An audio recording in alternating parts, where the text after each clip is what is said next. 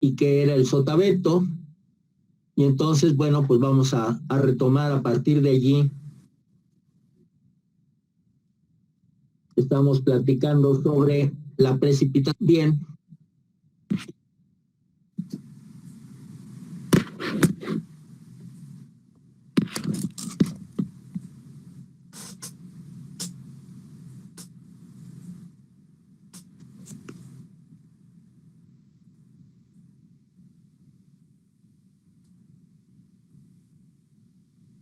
Bien, pues aquí está. Estaba que cuando llega el agua, comúnmente llega de un cierto frente, y así como llega, nos pega, por decirlo así, en la cara, entonces nos está pegando la lluvia por el lado de... Y si nos llega por la espalda, sí, pues no, estamos recibiendo el agua por sotavento. La diferencia, aunque al final de cuentas el registro en una estación climatológica va a ser único, lo que recibe el suelo va a ser mucho mayor o mayor, aunque no sea mucho mayor, pero sí mayor, la zona de barlovento, zona de sotavento. Y para poderlo evaluar, pues se tiene la siguiente expresión que me dice que la presión que va a caer en el suelo es igual a la precipitación que se registró en la estación climatológica por un factor F. Ese factor F se calcula sumándole por la 1 la tangente de alfa sobre la tangente de teta, siendo la tangente de alfa lo que forma el terreno donde estamos tratando de medir con respecto a una horizontal, y teta, la inclinación que trae la lluvia con respecto también a una horizontal. Bien. Tenemos el signo más, el valor de F, pues va a ser mayor a 1. Y si le damos el signo menos, ser menor a 1. Entonces, para barlovento se utiliza el más, y para sotavento se utiliza el menos. Entonces, calculando F, podemos multiplicar por la precipitación que se leyó en la estación climatológica, es decir, cuánto es la precipitación, ya sea en barlovento o en sotavento. ¿Sí? Bien, de allí que zonas que son más secas, por ejemplo, en el estado de Guanajuato, la zona de San Felipe, San Diego, toda esa zona todavía recibe la sombra, por decirlo de alguna manera. Sí, dime. Perdón que lo interrumpa, tengo una duda. Dime. Bueno, me quedó claro la fórmula de F, sí, es igual, dime, a 1 más o menos, dependiendo de barlovento o sotavento, eso está entendido. Nada más en PR, que sería la precipitación real, es igual a la precipitación por F, pero la precipitación, ¿cómo la saco? O sea, tú estás en Orizaba, ¿sí? Y vas a la estación de Orizaba y lees cuánto precipitó en la estación de Orizaba el día de ayer. Yo que yo de lluvia realmente en el suelo, en la sierra, antes de pasar la sierra, y cuánto cayó después de pasarla. O sea, tú vienes de Puebla, vienes por un llano y luego subes la sierra, llegas al puerto, la parte no empiezas a bajar. Antes de llegar al puerto, toda esa zona está muy seca. Encuentras vegetación de tipo huizaches, mezquites, nopales, magueyes, etcétera. Y cuando pasas el puerto, o sea que ya te empiezas a encontrar una vegetación muy intensa, pinos y otros tipos de vegetales. ¿Ah? Entonces, que el agua, como viene del Golfo, pegó primero en esa parte que está inclinada de la sierra hacia el Golfo, mientras que por donde iba subiendo es la parte de espaldas, es la parte de Sotavento. Entonces, tú, leíste de Orizaba, leíste 28 milímetros y quieres saber cuánto cayó en la sierra antes de pasar la sierra y cuánto cayó después de pasar la sierra. Entonces, determinas cuál fue el ángulo de la precipitación, determinas cuál es el ángulo de los terrenos, tanto de antes, y calculas esta F. La multiplicas por los 28 milímetros que leíste en la estación. Si utilizaste el más, vas a obtener mayor, que es la de Barlovento, y si utilizaste el menos, vas a obtener una precipitación menor, que es la de Sotavento. Pero esta precipitación, dice aquí que quiero referirme a estación climatológica, de ahí tomas tus datos. ¿Ok? Sí, ingeniero, ok. Tenía duda nada más de eso. Gracias. Ok.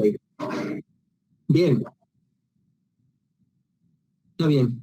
Ok. Es importante para entender qué pasa con la precipitación, porque ok, nos llegan las nubes, nos lleva, a veces no nos lleve, ¿ah? Aunque estén ahí las nubes. Entonces, es importante saber cuáles son los elementos que intervienen en la cantidad de precipitación. ¿Ah? O sea, qué tanto llueve en tal parte o en otra o en otra. Elementos, naturalmente tenemos la temperatura del aire. Si no tenemos una propicia temperatura fresca, la humedad de las nubes va a condensar y no se va a poder precipitar. Entonces necesita una temperatura adecuada. La presión atmosférica, pues es importante, puesto que, por ejemplo, ya lo había dicho, en los huracanes existe una diferencia de presiones que hace que se ejecute que tienen los huracanes. ¿Ah? Hace que el viento baje, pero en forma helicoidal, ¿sí? A la rotación de la Tierra, y entonces hace que gire, y eso va a jalar humedad. Si hay humedad suficiente, pues se va alimentando suficiente, a lo mejor se queda en nada más una perturbación tropical y ya. Tenemos los vientos dominantes, ¿sí? Existen vientos reinantes y existen vientos dominantes. Los reinantes son los que siempre aparecen, o sea, la mayor parte del tiempo, y que son vientos tranquilos. Y los vientos dominantes son los vientos violentos que de repente se generan, pues sobre todo cuando hay tempestades. Entonces, es de importancia los vientos dominantes puesto que nos van a atraer comúnmente humedades de otros lados. La humedad, naturalmente, es básica. Si no hay humedad, no llueve. Aquí aparece lluvias. Yo este término se me hace un poco fuera de sitio, pues lluvia. Pero bueno, así venía en el párrafo donde lo copié y no quise cambiar lo que el autor puso. No creo que podamos hablar de lluvias si estamos definiendo la variación de las lluvias por esos elementos.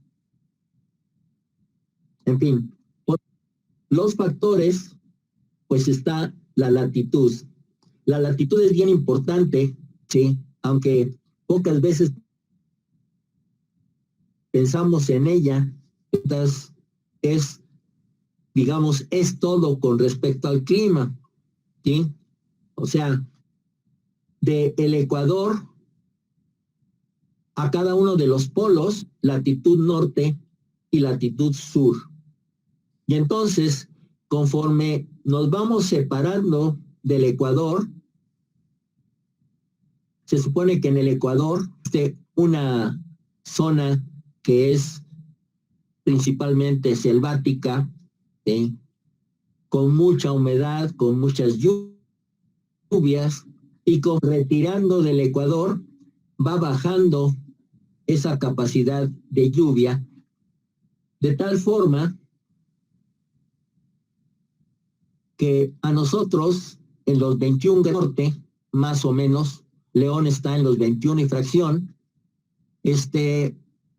empieza ya a haber sequía, ¿sí?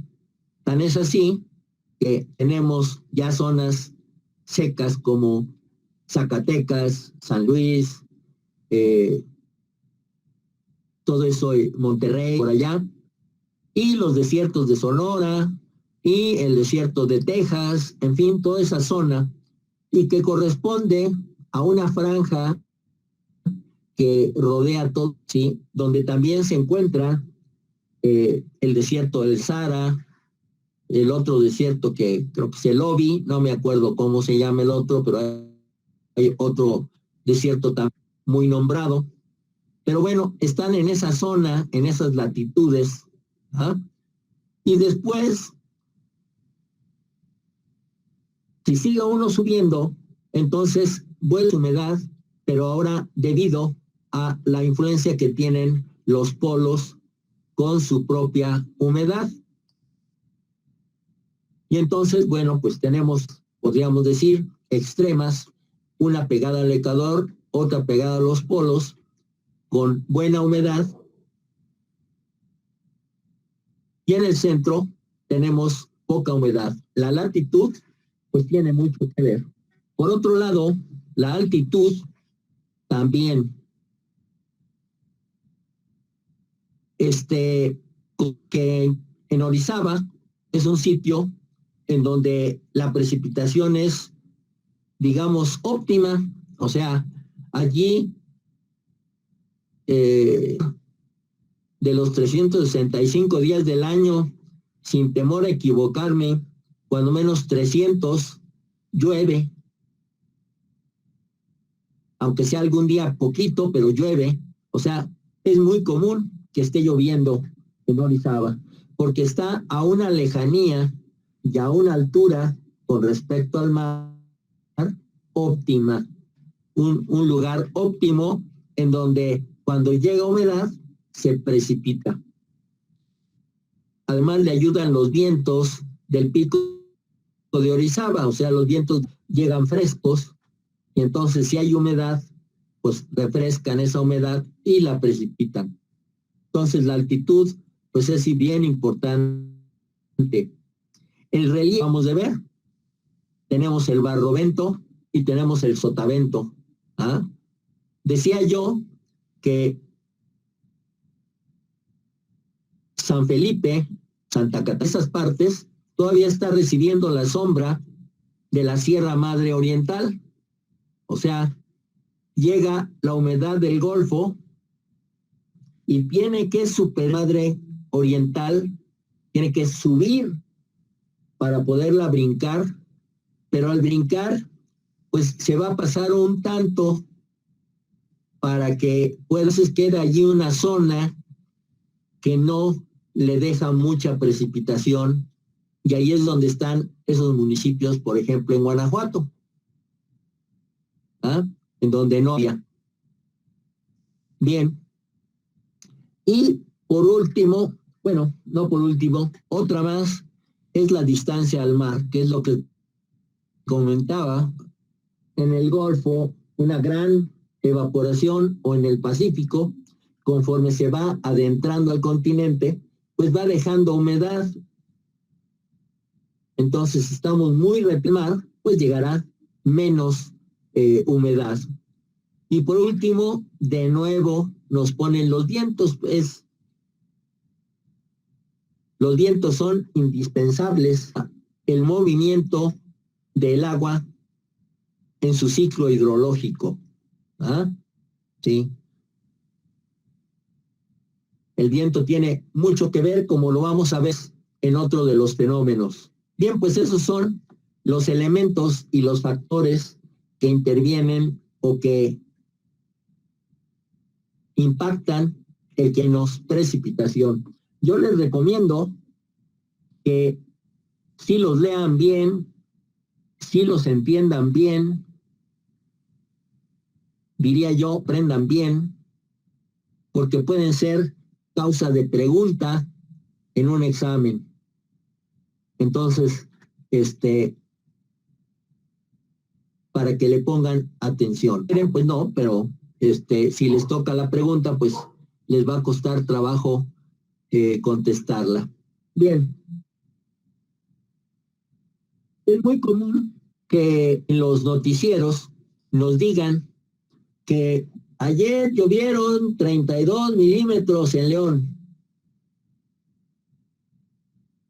Y esos 32 milímetros vieron de una sola estación, lo cual muchas veces, creo yo, cuando menos a mí sí me ha pasado, que oigo esa noticia y resulta que cuando menos por donde tienen su casa no ha llovido el día de ayer. Sin embargo, en la donde cogieron llovió. Entonces, esto me quiere decir que si yo voy a hacer un estudio de una cuenca y necesito conocer de la lluvia de la cuenca, no me puedo basar en el dato de una sola estación, porque puedo cometer un error. Si tomo la estación en la que más llueve, bueno, cuando menos le doy un poco de seguridad a el proyecto, aunque me va a salir más caro.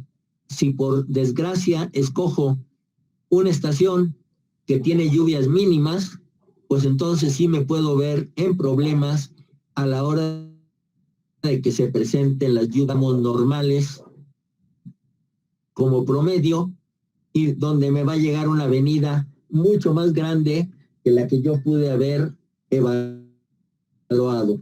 Entonces, el que sí podamos tener un promedio de la cuenca.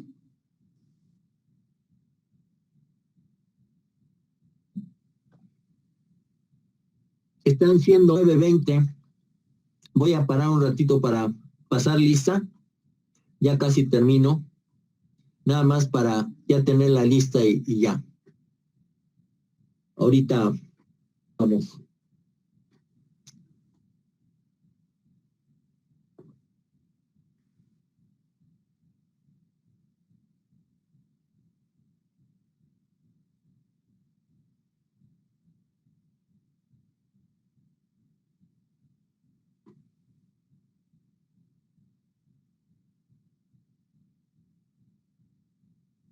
Listo.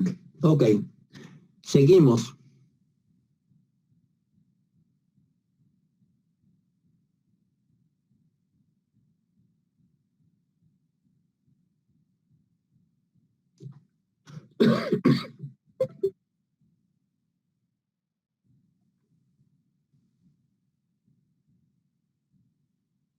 Bien.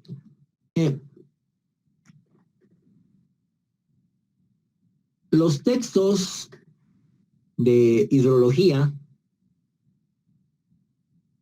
hablan de 3 métodos para determinar la precipitación promedio de una cuenca. El primero, comentan que silencia entre milímetros entre las estaciones es igual o menor al 10%, se puede hacer un promedio. Mi experiencia es que pocas veces se da ese caso. No digo que nunca se puede dar, pero es raro. Y existe un segundo método que se llama el método de Thyssen, ¿sí? De Thyssen, pero se pronuncia Thyssen. Bien, en este método, lo primerito que tenemos que hacer es, pues, dibujar aguas de la cuenca para poderla tener bien delimitada y poder decidir climatológicas quedan dentro, y podría tomar algunas que quedan fuera, pero cercanas al parteaguas, no que queden, sino más bien cercanas. Ya teniendo dibujado mi parteaguas, tengo mi cuenca, ahí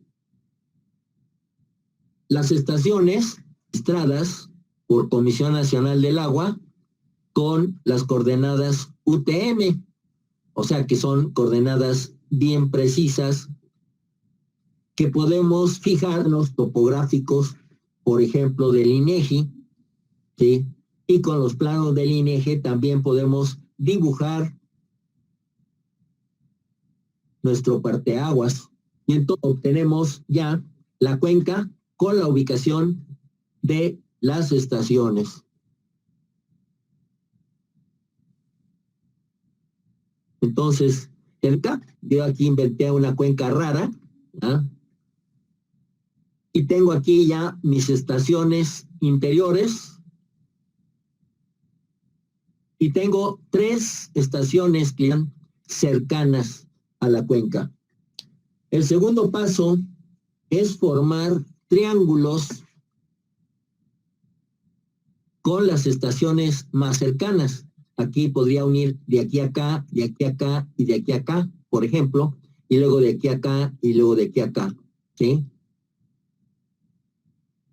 A veces podrían hacerse al revés, así, así y así, y así, así y así. En realidad, esa diferencia sí me va a dar un dibujo diferente, pero significativo. La intención de hacer esos triángulos es para ir formando las áreas de influencia que tiene cada estación con respecto a la.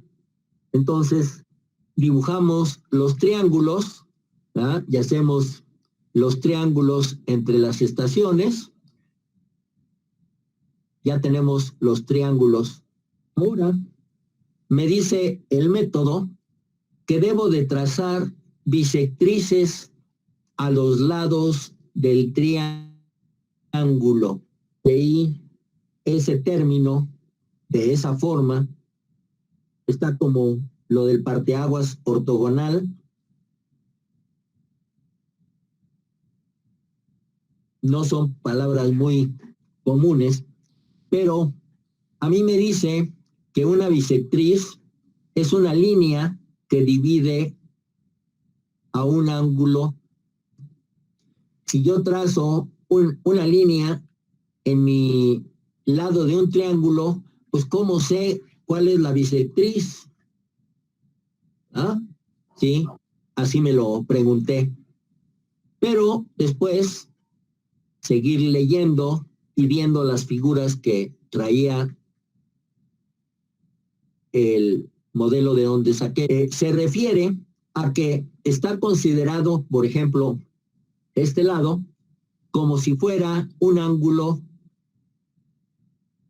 de 180 grados, o sea, y hace 180 grados. Por lo tanto, la bisectriz de este lado, pues será una perpendicular en el punto medio. Empezando perpendiculares a los lados en el punto medio, me va a servir para ir formando las áreas de influencia. Entonces, pues me voy al otro dibujo, y entonces aquí tengo, por ejemplo, esta, que seguramente cuando la dibujé venía hasta acá. Esta podía haber venido hasta acá, pero al final de cuentas se juntan en este punto, y entonces se borra lo que sobra, lo que no me interesa, y así sucesivamente de las estaciones con cada uno de los lados se van dibujando las rectas y vamos viendo cómo se van formando las áreas de influencia. Esta es una área de influencia de la estación 7, esta es un área de influencia de la estación 2, esta es un área de influencia de la estación 8, etcétera. Entonces ya tengo influencia de cada una de las estaciones. Entonces, como estoy trabajando con el AutoCAD, pues yo puedo sacar los valores de cada una de esas áreas, ¿sí? Si yo sumo todas esas áreas, pues voy a obtener el área total de la cuenca. De maneras también la puedo obtener, me sirve como chequeo, porque yo voy a dibujar el parteaguas en una polilínea, y entonces le pido a la máquina, ¿sí?, cuál es el área, ¿sí?, de toda la cuenca, y lo checo con mi suma de las áreas particulares, pues nada más para ver que no ande uno con otro. Bien, entonces ya tengo las áreas. Bien, entonces, ya teniendo las áreas, tabla, ¿sí? Y entonces tengo mi estación 1, 2, 3 hasta la 9. Pongo los valores de las áreas, la sumo total. Si yo divido cada una de estas áreas entre el área total, me va a dar estos porcentajes. Y esos porcentajes es la influencia que tiene la estación en cuanto a su precipitación respecto al de toda la cuenca. Y entonces, yo tengo mis valores de la estación, que yo conozco, pues, o que conozco mis datos de las estaciones de la cuenca, multiplico el porcentaje por el valor de la precipitación en la estación 1, 2, 3, etcétera, y los voy poniendo. De eso, pues me da el promedio de precipitación de la cuenca, ¿sí? Es sencillo, digo, laborioso, sobre todo a la hora de hacer los triángulos y estas áreas, ¿ah? Porque, bueno, si hay que irse fijando perpendicular y que si está corta en tal parte, y entonces cómo la voy a unir, etcétera. Pero al final de cuentas no es más que eso, no es más que ir viendo con criterio, uniendo las líneas para formar las áreas. Teniendo ya las áreas, pues ya todo lo demás es rutina. ¿Ah? Saco las áreas, ya tengo mis precipitaciones por estación, multiplico los porcentajes que me dio de cada área por la precipitación, y obtengo la aportación de cada precipitación promedio. Me perdí. ¿Cómo sale HP?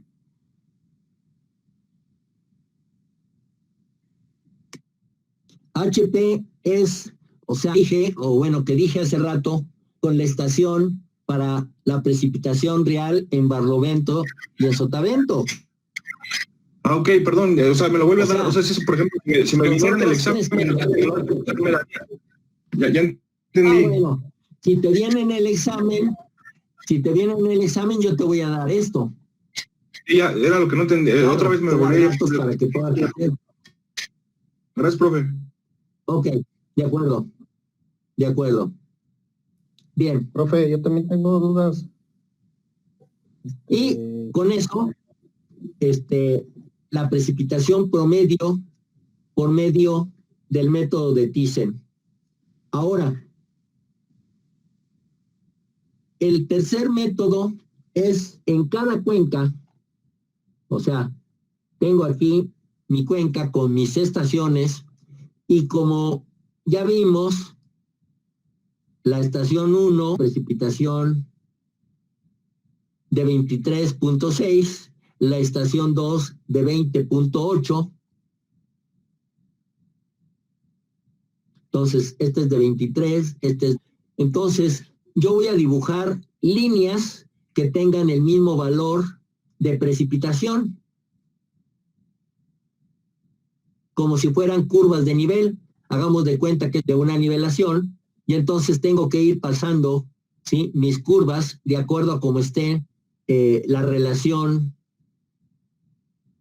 de precipitación. Entonces, pues bueno, dibujo mis curvas. A esas curvas de igual precipitación se le llaman isoyetas, ¿sí? Iso y yetas de lluvia. ¿Ah? Bien, pues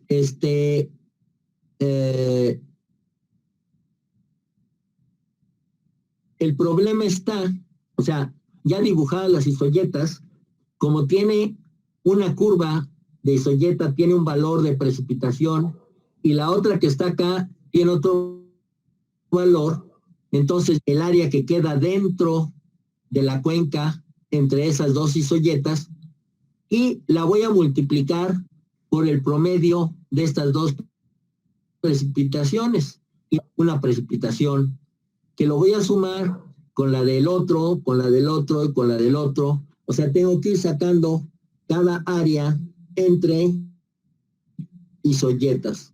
Este método es, pues, cansadísimo porque hoy tuve una determinada forma y ya dibujé mis isoyetas, pero mañana no sé cómo van a llover. A lo mejor mañana, si esta era la que llovía menos, a lo mejor mañana aquí más, y entonces tengo que volver a dibujar las isoyetas para esa precipitación de mañana, y si la necesito pasado mañana, tengo que volver a dibujar isoyetas de pasado mañana. Entonces es sumamente latoso porque hay que estar dibujando isoyetas de acuerdo al día que se está queriendo. Mientras que en el caso del método de Thyssen, estas áreas de influencia ya nunca me van a cambiar para esta cuenca, ¿verdad? Mientras la queden en este mismo sitio, a menos que me digan, es que la 8 la cambiamos hasta acá, pues entonces sí me va a cambiar, pero mientras no sucede eso,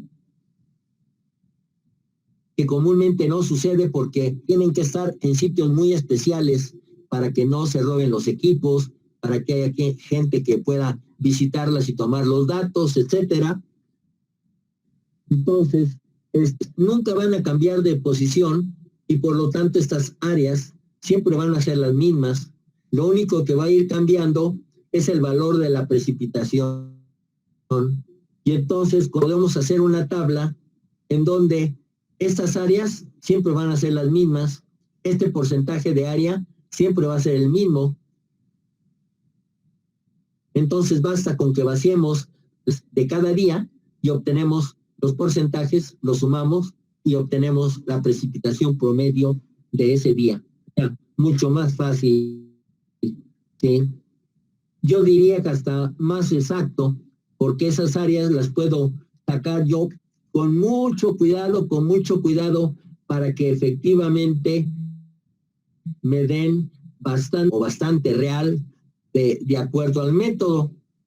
Y entonces, pues bueno, puedo sacar promedios aceptables. Terminamos cómo obtener la precipitación promedio. Ahora sí podríamos decir que si oigo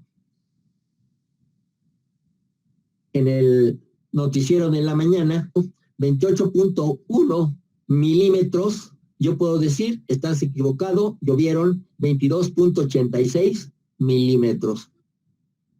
¿Sí? O sea, ¿por qué? De todas las estaciones que yo involucré.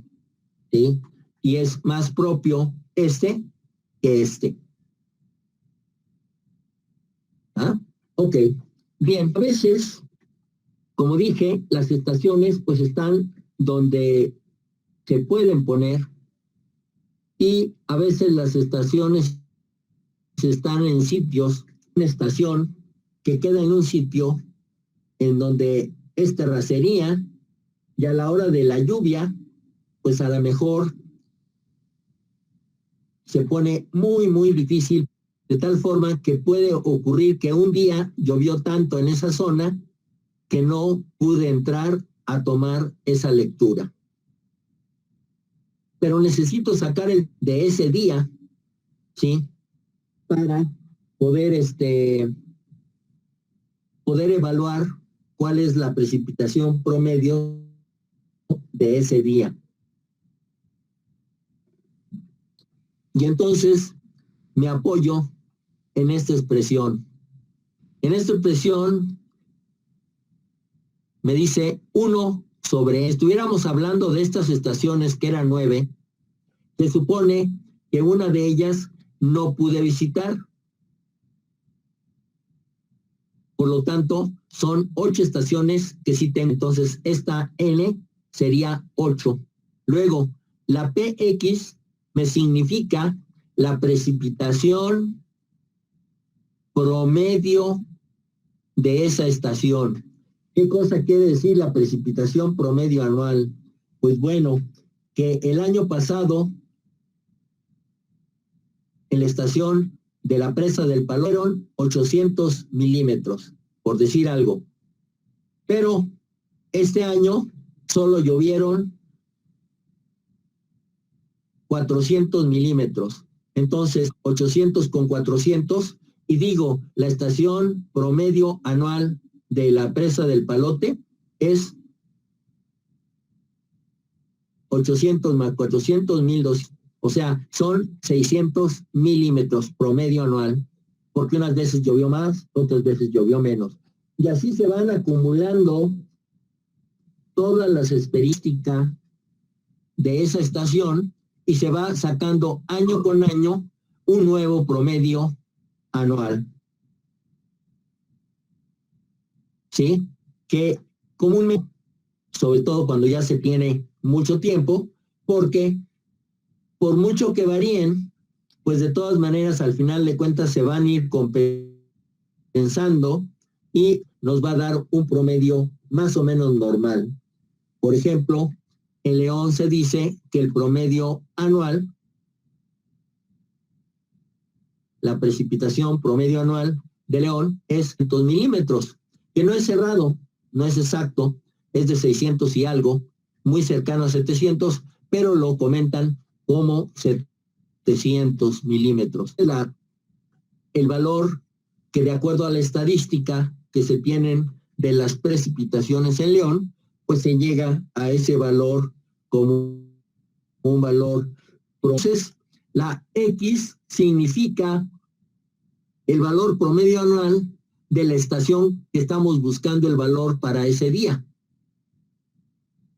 Y la P con la precipitación promedio anual de la estación 1. Y este cociente lo voy a multiplicar por la precipitación del día que no fui yo de la estación 1. Y así lo voy haciendo con cada una. La precipitación de la estación que no fui entre la precipitación promedio anual de la estación 2, estación del día que no fui de la estación 2, y etcétera, ¿sí? Hasta llegar a la 8, puesto que dije que eran 8, ¿sí? Y entonces me va a dar este valor como un valor que estoy seguro que no va a ser el exacto que llovió ese día, menos como un promedio, sí me acerca bastante y de tal forma que me da confianza para usarlo para el promedio de la cuenca. ¿Sí? Esta es una forma de calcular los datos faltantes. A veces, cuando el que va a revisar las estaciones y va a tomar, a veces hasta por flojera, no va a una estación y se inventa los datos, como ya he ido muchas veces, diciendo, no, hoy, ayer fue tanto, no, pues hoy tanto, y le pone todos los datos a la hoja.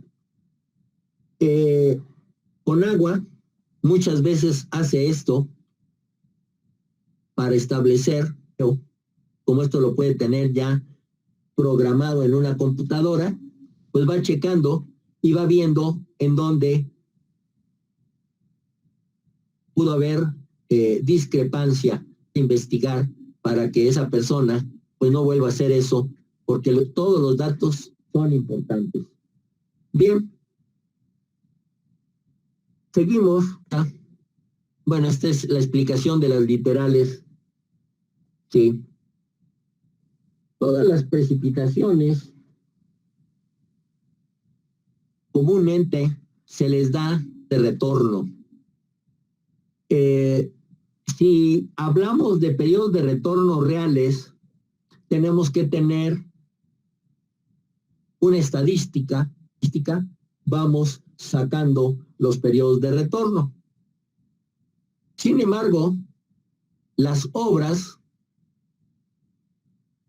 no se hacen con un periodo de acuerdo a la estadística real 100%, porque, vamos, en México no tenemos estaciones que tengan cuando menos, por ejemplo, 100 años, ¿sí?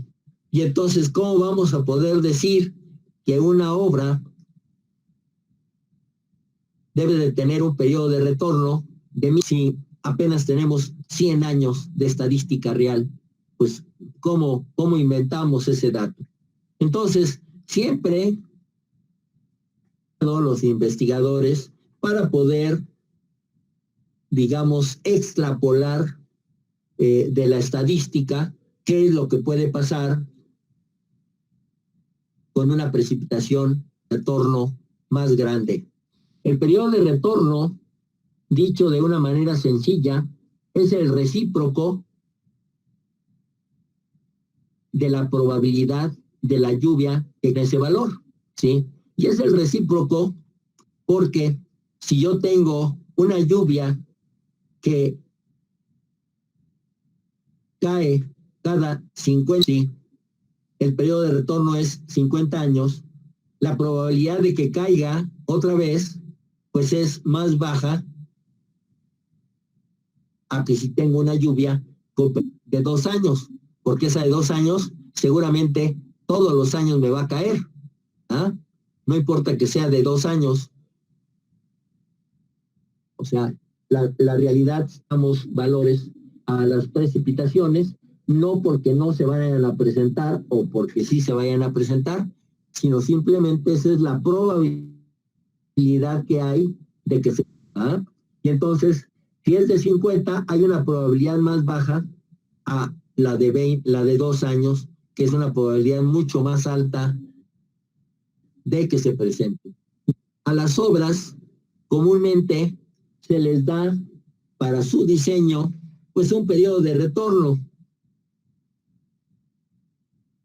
Antiguamente, los puentes sobre carreteras y los puentes en zonas urbanas se diseñaban con un periodo de retorno de 100 años.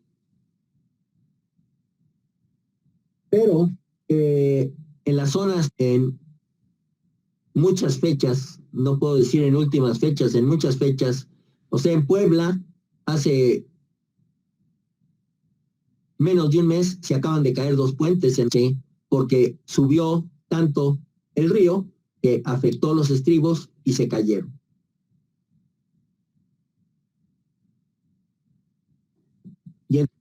por esas experiencias, puesto que uno de esos puentes puede dejar incomunicado a una población o a pues representa mucho riesgo de que se caiga. Y entonces establecen que el periodo de retorno mínimo que tenemos de este tipo es de 1000 años. ¿Sí? Por ejemplo, en caminos secundarios, una cuneta o una alcantarilla, pues lo podemos diseñar con 5 años. Total, si pongo un tubo y en la lluvia de este año se lleva ese tubo, me tumba toda la parte de la carreta, no pasa nada, llego con otros tubos, los pongo sobre el cauce para que siga pasando el agua, pongo tierra sobre esos tubos, mientras para que puedan pasarlos y restituyo esa alcantarilla. ¿Ah? O sea, depende pues mucho del costo, depende mucho de la PIB que tenga la obra. ¿Ah? Bien, por ejemplo, los drenajes de pluvial con agua establece que de diseñar para un periodo de retorno de 5 a 10 años. O sea, podemos escoger cualquier valor entre 5 y 10 años para diseñar el alcantarillado. Zapal, de acuerdo a cómo realizó su ecuación para sacar la intensidad, ¿sí? Determina que el periodo de retorno sea de 5 años. Entonces vamos a utilizar 5 años para Zapal.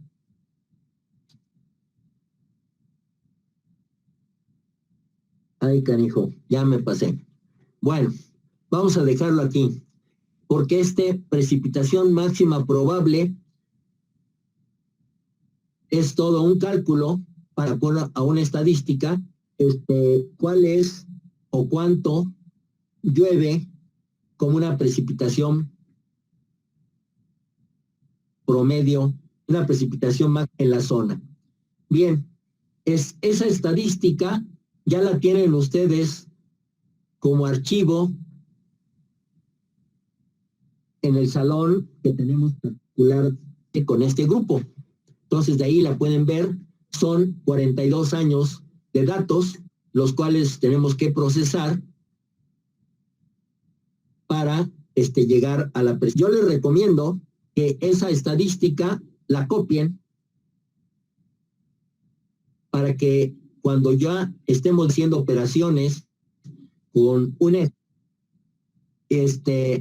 y ustedes lo vayan haciendo también con su computadora. ¿Cuál es la intención de que lo hagan así? La tarea para este segundo parcial, ¿sí?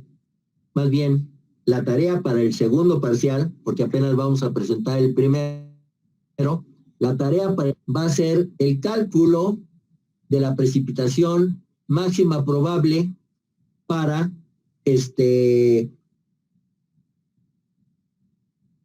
un periodo de retorno a tener de acuerdo a una estadística que les voy a dar. Bien, entonces pues sí sería bueno que revisaran esta parte. Bien, no les quito más, no quiero desvelarlos. Con esto quedo yo ya por terminado. Y nos vemos entonces mañana, la clase